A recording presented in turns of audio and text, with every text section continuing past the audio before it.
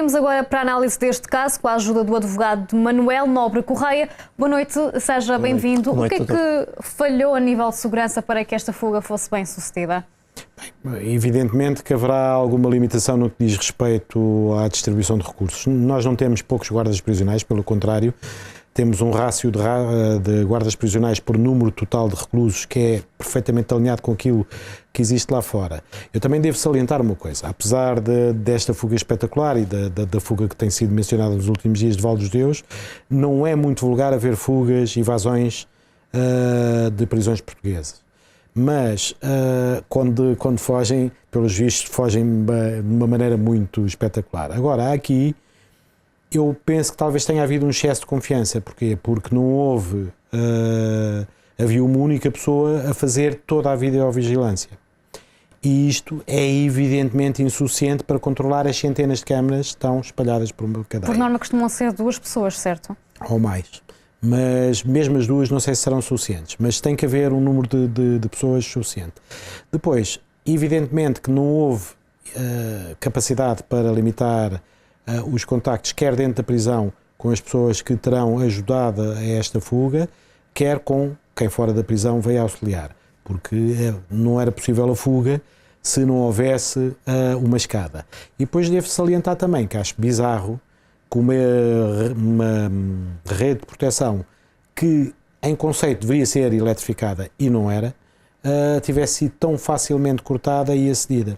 Portanto, há falta de patrulhamento exterior ou externo, alguém cortou a rede e ninguém reparou nisso, e depois existe, obviamente, uma incapacidade de uma só pessoa conseguir dar a devida atenção a todas as câmaras de videovigilância. Doutor, supostamente estes reclusos usaram telemóveis para planear aqui a fuga. Isto não é proibido nas prisões. Como é que é possível isto acontecer? É completamente proibido em todos os regulamentos prisionais, é proibido a utilização de telemóveis.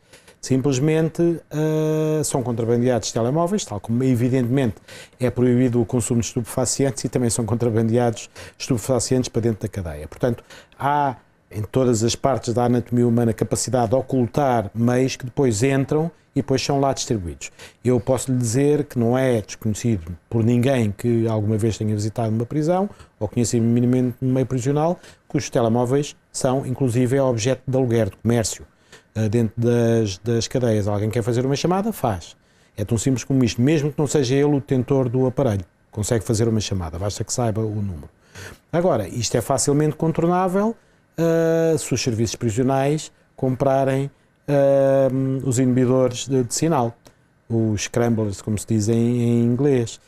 Porquê? Porque estes impedem que haja qualquer tipo de comunicação, sem ser por rede fixa, comunicação móvel, para fora da cadeia, que têm, segundo ouvi dizer, têm um custo entre os 15 a 20 mil euros e que seria útil instalar nos nossos estabelecimentos. Porquê é que ainda não foi instalado?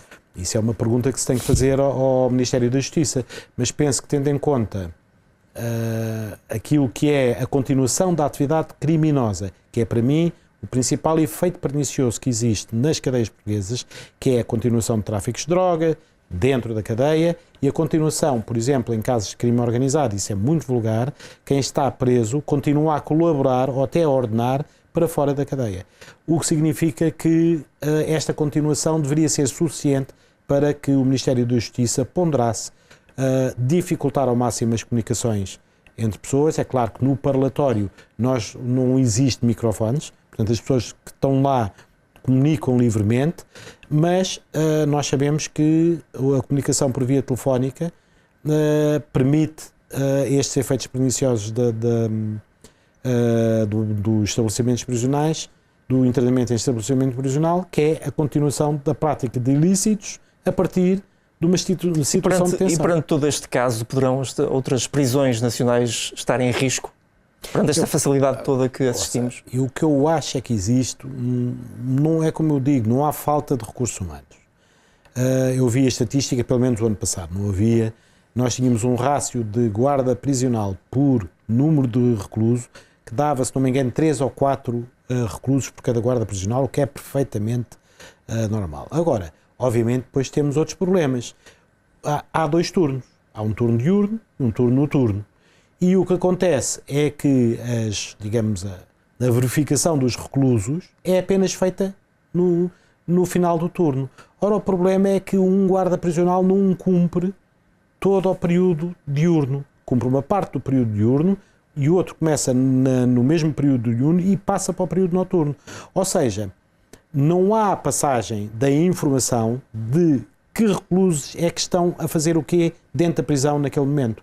E depois há todos os milhares de programas que, e bem, porque o sistema prisional português visa em primeira mão a reinserção social, aqueles programas que os reclusos podem atender, nomeadamente de escolaridade ou de cursos de consciencialização de qualquer coisa. Agora, era útil para o controle e a segurança que, quando um guarda sai de serviço, quem entra de serviço tivesse noção de este recluso está neste local, aquele está ali, por aí fora. Haver um maior cuidado. Doutor, só para fecharmos, o que é que poderá acontecer a estes reclusos caso sejam apanhados? Bem, a primeira coisa serão, obviamente, julgados pela prática de um crime de evasão. Está previsto no artigo 352 do Código Penal. É em si um crime que pune com uma pena até 2 anos. Depois, como é evidente, o regime a que estejam sujeitos, vamos supor que não estariam num regime de reclusão mais restrita, poderá ser alterado. E é seguramente alterado face aos regulamentos das prisões. Agora, eu devo dizer que, tal como já disse algumas vezes, a ameaça para este nível de penas a que estes reclusos estavam condenados, evidentemente que a ameaça de um crime com uma pena até 2 anos não é suficiente para os demover da prática desse crime. Portanto, é provável que tentem a sua fuga. Muito bem. Doutor, muito obrigado. E até uma próxima oportunidade. Obrigado e boa noite.